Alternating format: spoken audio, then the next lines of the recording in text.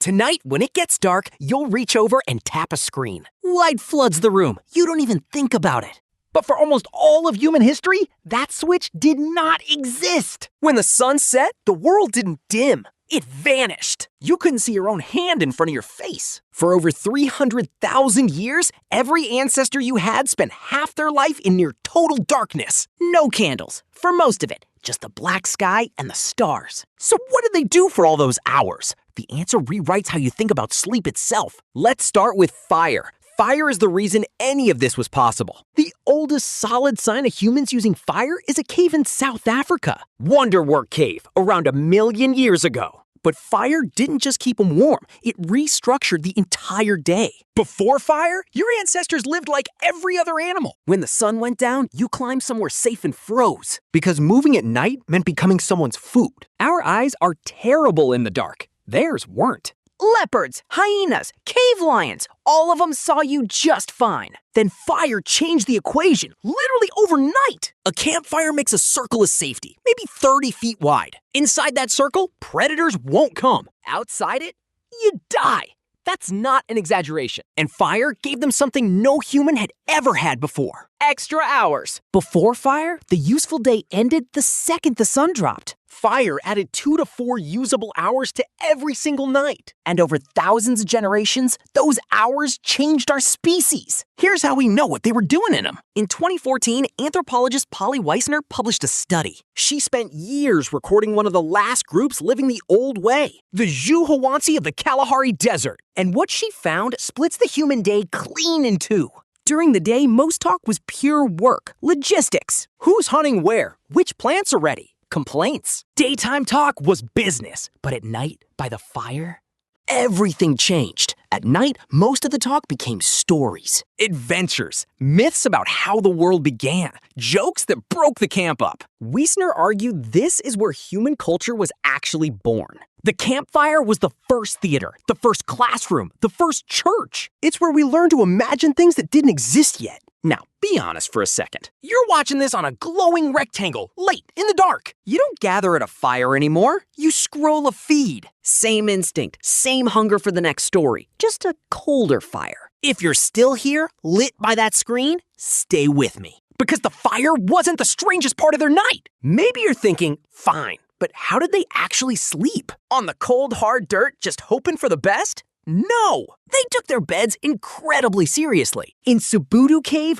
archaeologists found bedding 77,000 years old. And these weren't piles of leaves, they were engineered. The bottom layer was ash, because ash blocks the cold stone and kills crawling bugs. The middle was soft grass and reeds, just for comfort. Wait, they figured this out before farming, before writing, before the wheel? And the top? Leaves from a plant that repels insects. Your ancestors built organic bug-proof mattresses 77,000 years ago. Meanwhile, with all our chemical sprays, we still lose to mosquitoes. And they were clean freaks in the most extreme way possible. When the bed got old, they didn't wash it, they burned it. Deep cleaning, Stone Age style. Start fresh every time. But the strangest thing about their night is how they slept. Because the 8-hour sleep block you chase every night might be completely unnatural. Here's the part science only rediscovered in the last 30 years. In 2001, a historian named Roger Eckerch found something nobody expected. He spent years digging through old diaries, court records, prayer books, hundreds of references, all whispering the same strange phrase: first sleep and second sleep. Before the modern world, nobody slept in one long block. You went to bed soon after dark and slept about 4 hours. Then you woke up in the dead middle of the night. Not in a panic. This was simply normal. You stayed awake for an hour or two and then slept again until dawn. So what did people do in that quiet window in the middle of the night? And be honest, you probably felt this. Waking at 3 a.m., sure, something's wrong with you. Honestly, everything. They visited neighbors. They tended the fire. They told someone the dream they just had while it was still fresh. And, well, let's just say the family tree kept growing. No judgment. A doctor's manual from the 1500s even gave advice about it. It said the best time to study and reflect was that quiet hour, when the mind was calm and the whole world was still. But here's the wild thing. Historians read these clues for centuries and kept explaining them away. because they couldn't imagine it. They literally mistranslated ancient texts to make them fit modern sleep. And then science proved the old diaries right. In 1992, a psychiatrist named Thomas Weir ran an experiment. He took volunteers and removed all artificial light from their lives. 14 hours of darkness every night, just like before fire stretched the evening. And within weeks, every single one of them did the same thing. 4 hours of sleep, a quiet hour or two awake, 4 more hours. Nobody told them to. Their bodies just remembered, as if a program had been waiting inside them the whole time. So what killed it? The answer is almost insultingly simple.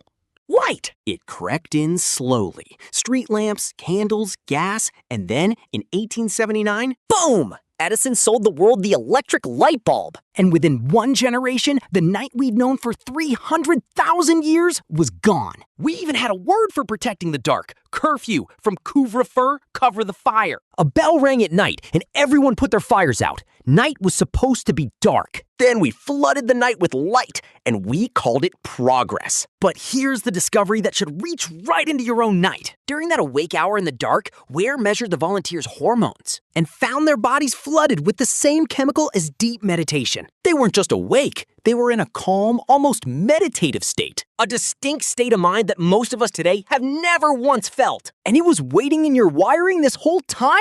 Like just lock the door. Right now, your eyes are soaking in screen light hours after sunset. And your body cannot tell that glow apart from the sun. When light hits your eyes at midnight, your brain thinks it's daytime. It holds back the hormone that should be pulling you under. Researchers found one fix that's almost funny in how simple it is. Go camping for a single week with no artificial light at all, and your sleep clock resets itself by nearly 2 hours.